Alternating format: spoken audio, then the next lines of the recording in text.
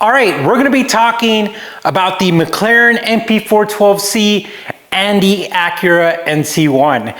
We're gonna be telling you how I feel, how they're different. I'm gonna be comparing them, and we're gonna go category by category, and at the end of the video, you're pretty much gonna know that they're different, and that is perfect because it would really suck if they overlap so much, because I'd have two cars that are the same, and they're not, so I'm super pumped up. All right, so first off, let's talk about the NC1, and the reason why I'm gonna start with this is because I really wanna jump right away into one of the things that I actually love about this car, and that's the transmission.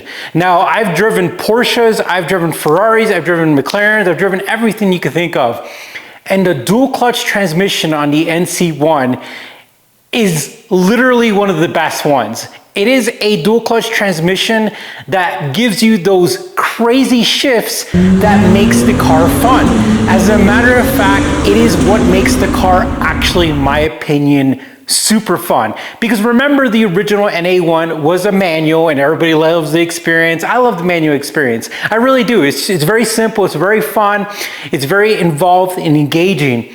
But with the dual clutch transmission of the NC1, it is like hyper fast. It is that type of transmission. When you hit it, it gives you that amazing shift, and the exhaust note like matches it. The best way I can describe it is if you've ever seen any IMSA races. IMSA is one of the biggest racing organizations in the country, and they race Ferraris, Lamborghinis, prototype cars, everything you could think of, right? Like the Rolex 24 and everything. When they shift, it's just these blips. It's just immediate, and it just sounds super, super cool. And that's what makes this car incredibly engaging. Now, when we talk about the MP4, and again, we're gonna weigh it all out because you're gonna be like, man, you're bashing on the McLaren right away. The transmission on the MP4 is nowhere near the transmission on the NC1. As a matter of fact, it's not even in the same stratosphere. It's not a bad transmission, but it's definitely a little clunky. It's not bad because it's still a dual clutch, but it's not as fast. Like, I would say there is a light years difference of how fast the transmission is. And this makes driving this car incredible. So I could tell you that the transmission in McLaren isn't bad. Of course, it's 2012, 2017. And 2012 was about the time when PDK was coming out for Porsche and where dual clutches were actually starting to be famous. So this is one of the first dual clutches that was introduced in supercars and normal sports cars. So it makes sense it's not gonna be super refined, but it definitely impacts the driving experience. But, and you heard that, but, the acceleration on the McLaren is like nothing I've ever experienced. As a matter of fact, I have already converted two people who rode in the car and were like, I've been in some fast cars, and whenever I pushed this car and they were in the driver's seat, they were scared.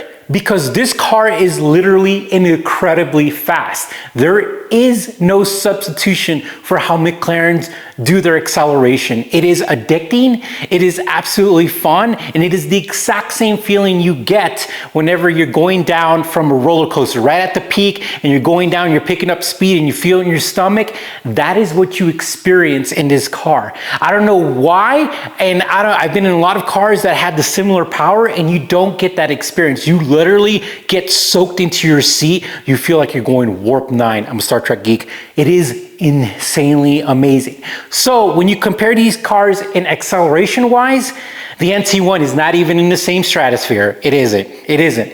And the reason why is because this is just a brute, crazy experience. Now going back, right?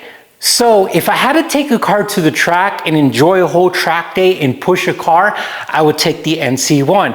And the reason why is that the power band, the all-wheel drive, everything about this car is extremely precision, thought out, and really well engineered. And when it comes to the McLaren, because of that crazy speed and because of the crazy experience, I really think that, you know, when it comes to the confidence you get in the car, the NC1 is just a pure precision tool that you just gain confidence as you drive. It is a beautiful driving machine. It is nowhere near slow. It isn't slow at all. Remember, the difference in horsepower is about 30 on paper. It's just that they actually, in my opinion, the NC1, they do it where you could use it, right? You could kind of utilize it in tracks and canyons and spirited driving. This is a car that, even though on paper it was kind of faster than the 458 and everything. This is a car that scares you with the acceleration. It is like crazy. And don't get me wrong, the handling is incredible, but the way that the acceleration is, it's like in the top end, you feel like you're doing hyperdrive. It can get a little scary. So when it comes to the overall driving experience on the track, the NC1 definitely takes it. The transmission takes it. But for the smile factor in the pure acceleration, the McLaren takes it. Now we have to kind of talk about design, right? Both these cars are absolutely beautiful. Like, I really am at a stalemate. I would kind of say that I'm a little more awestruck by the NC1. And the crazy thing is on photos, the McLaren shows better, because I think of the dimensions of the NC1, you just literally have to see it with your eyes. Like a camera lens can't capture it. It just can't capture how beautiful the NC1 is. Both these cars are beautiful, but I would say that, in one of those crazy racing movies where they pass the finish line together and they have to go and look at video cameras and they have to look within micro millimeters of who was ahead. Both these cars are designed beautifully. I would say that the NC1 just kind of tiny wins across the finish line. But in my opinion, they're the same. Now that's exterior finish. Interior finish, this is a Ritz-Carlton 5-star hotel. Like, for real. This is nice and it's a little snug and I like it. You feel good in there. But the interior in the McLaren, you feel like you're in a supercar.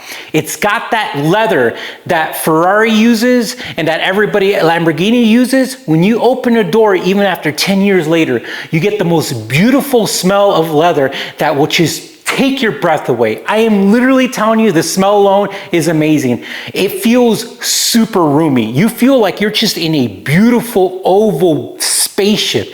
It is an absolutely phenomenal car. So without a doubt, the interior goes to the McLaren, and that's just being honest. Now, when it comes to the power plant, the engineering, they both have V6s, right? I mean, actually, oh my gosh, I would get killed by people. This has a V8 twin turbo. This has a V6 twin turbo with 3 electric motors. But reliability, well, Honda never disappoints with that, because this car, I would literally get into it and I would drive to the moon, right? And then I would come back and I would feel good. Like, if I was like, if somebody had a gun to me and be like, you need to get to the moon right now, I take the NSX. Why?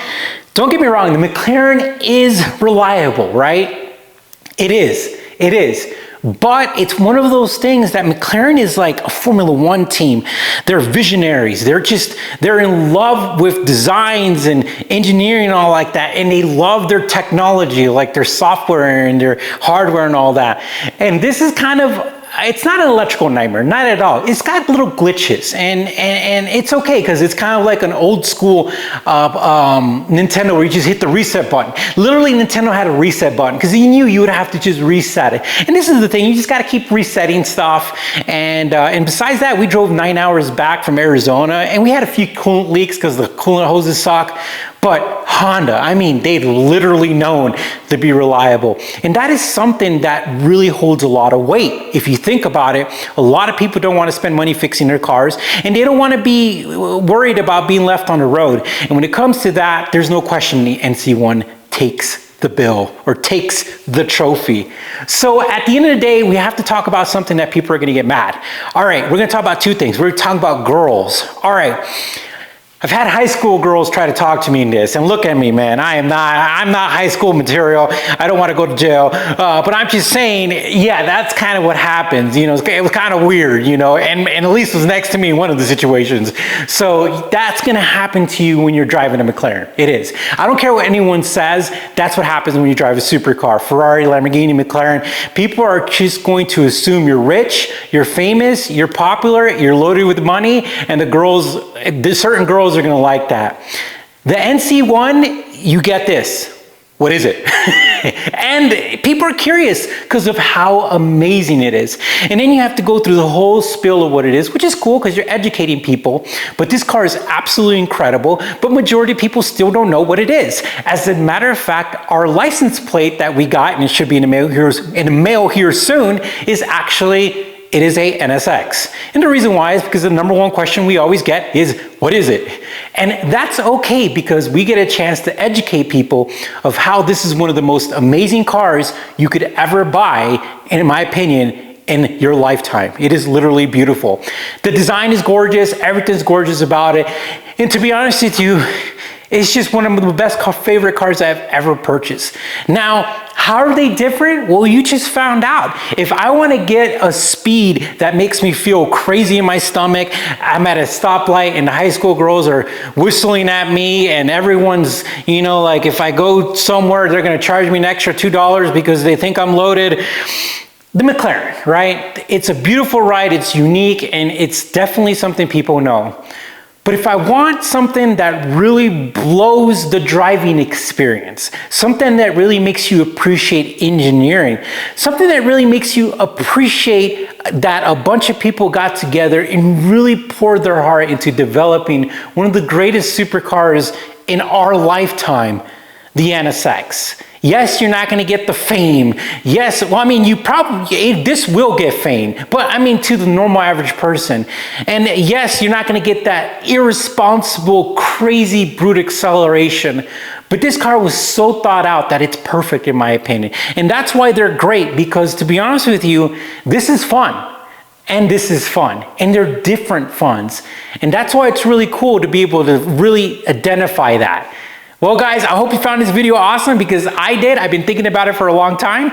You guys take care and stay safe. And again, thank you for watching. Bye-bye.